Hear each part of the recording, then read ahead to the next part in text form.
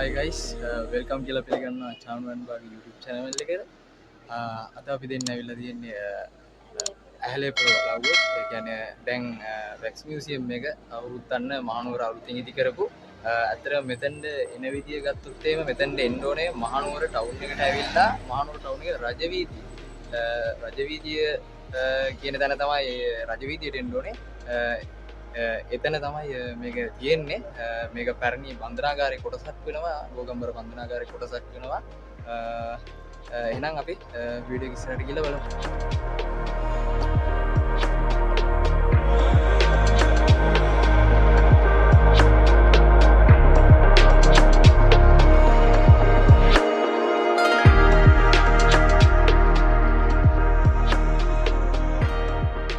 ඔන්න ළමයිනේ අපිට මේ වැක්ස් මියුසියම් එකට එනකොට මුලින්ම දකින්න ලැබෙන්නේ පැරණි හිරකුටි ප්‍රතිසංස්කරණය මගින් සාදා ඇති වෙළෙන්සල් සංකීර්ණය.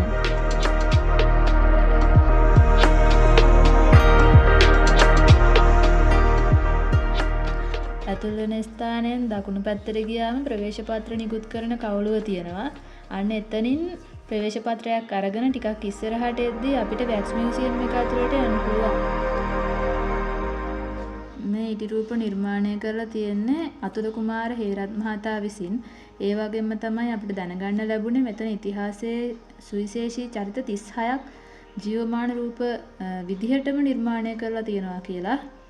ඒ වගේම ඔවුන් ආශ්‍රිතව සිදුවීමුත් මෙහි ප්‍රතිනිර්මාණය කරලා තියෙනවා. මේ මහනුවර රාජධානිය රාජවංශ 3ක් යටතේ පාලනය වෙලා තියෙනවා. ඒ කෝට්ටේ රාජකීයන් දිනරාජ රාජවංශය නායක්කර් රාජවංශය ලෙසයි.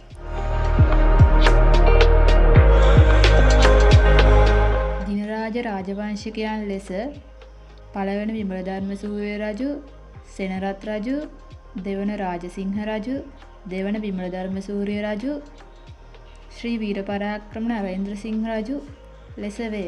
මෙතුමා සිංහලයේ අවසාන රජු ලෙසද හැඳින්වේ.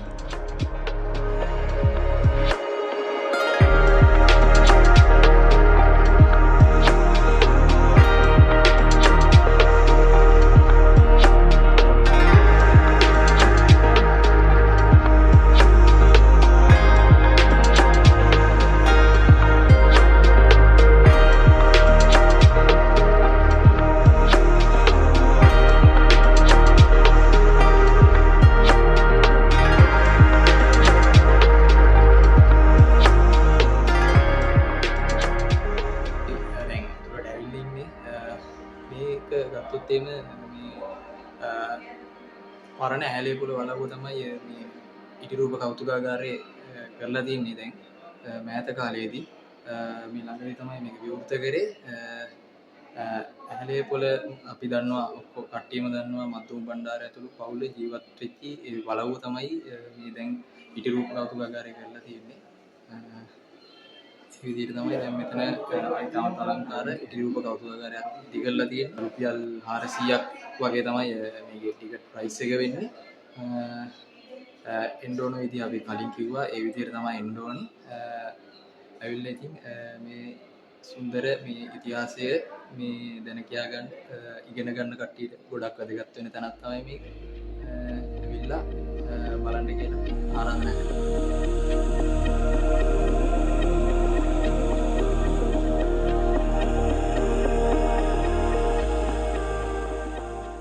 ඇත්තටම මාරයි මේ ඉදිරූපවල රෝම කූපයක් පවා කෙස් ගහක් පවා ජීවමාන රූපවලට සමාන විදිහටම නිර්මාණය කරලා තියෙනවා. මේ අපේ මුළු ශ්‍රී ලංකාවටම ඉතා වටිනා තැනක්. ඒ වගේම අපේ ලංකා ඉතිහාසය ගැන අනාගත පරපුරටත් දැන කියා ගන්න පුළුවන් හරි ලස්සන නිර්මාණයක් තමයි මේ.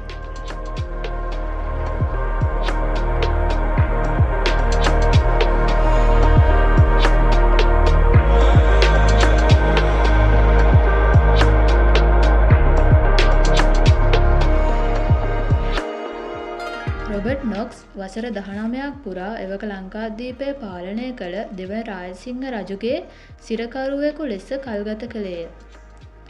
1679 දී අරිප්පු ප්‍රදේශයට පලා යන මොහු පසුව එවක ලංකාවේ මුහුදුබඩ ප්‍රදේශ පාලනය කළ ලන්දේසි ආණ්ඩුකාරවරයා හමු වී නැවත තව මව් රටට පෙරළා ගමන් කළේ 1680 වර්ෂයේදීය. වර්ෂ 1691 දී ඔහු විසින් රචිත ග්‍රන්ථයේ සිංහල අනුවාදය එදා හෙළදිව නමින් හඳුන්වයි.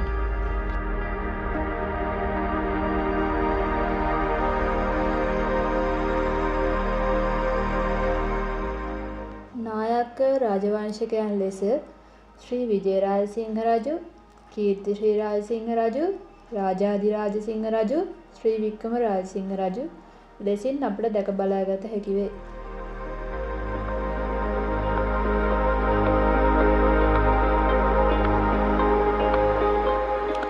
ශ්‍රී වික්‍රම රාජසිංහ රජතුමා ශ්‍රී ලංකාවේ රාජධානිය ඉංග්‍රීසීන්ට යටත් වීමට පෙර එහි අවසාන රජතුමා විය. දකුණු ඉන්දීය තෙලිගු සම්භාවයක් ඇති මොහු සිංහලේ නායක්කර් රාජවංශයට අයත් අවසාන රජු වූ අතර ශ්‍රී රාජාධිරාජසිංහ රජුගෙන් පසු කන්නසාමි නම් මොහු 1798 වසරේදී සිංහාසනාරූඪ වන විට අභිෂේකය සඳහා ශ්‍රී වික්‍රම රාජසිංහ නම තෝරා ගන්නා ලදී.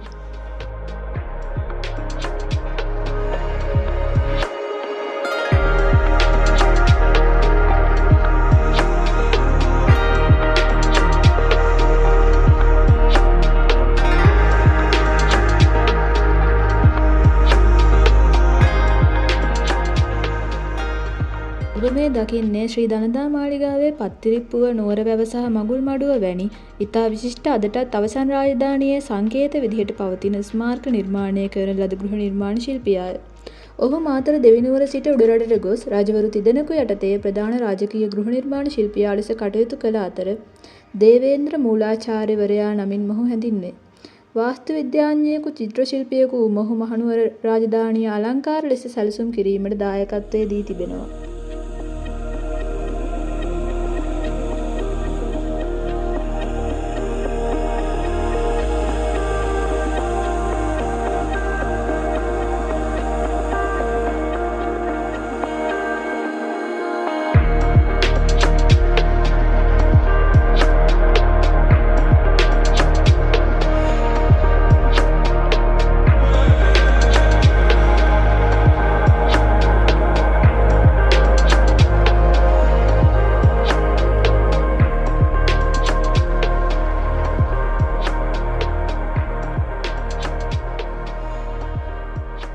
කන්ද උඩරට වලව් ගැන කතා කරද්දී අපි කාටත් මුලින්ම මතක් වෙන්නේ ඇහැලේපොළ වලව්ව කියලා අමුතුවෙන් කියන්න ඕන නැහැ. ශ්‍රී ලංකාවේ අන්තිමටම රජ වූ ශ්‍රී වික්‍රම රාජසිංහ රජතුමාගේ කාලයේ සිද්ධ වුණු සිදුවීම් ගණනාවක් කාලයේ වැලිතල ආස්සේ හැංගිලා යන්න නොදී රඳවාගෙන ඉන්න හරි අපූර්ව ස්ථානයක් තමයි මේ ඇහැලේපොළ වලව්ව. ඇහැලේපොළ මහනිලමට අයත් වෙච්ච මේ වලව්වේ අන්තිමේටම ජීවත් වුණේ ඇහැලේපොළ මහනිලමේගේ පවුල. ඒ කියන්නේ ඇහැලේපොළ මහනිලමේ කුමාරිහාමි, මද්දුව බණ්ඩාර, ලොකු බණ්ඩාර, බිලිඳු දියණියයි. 1814 මැයි 17 වෙනිදා ශ්‍රී වික්‍රම රාජසිංහ රජුරුවන්ගේ අසාධාරණ නඩු තීන්දුවකින් ඇහැලේපොළ පවුලේ ඉරණම විසඳන තෙක්ම ඇහැලේපොළ වලව්ව මේ ආදරණීය පවුලටත් වෙනත් හිතවතුන්ටත් සෙවණ දුන්නා.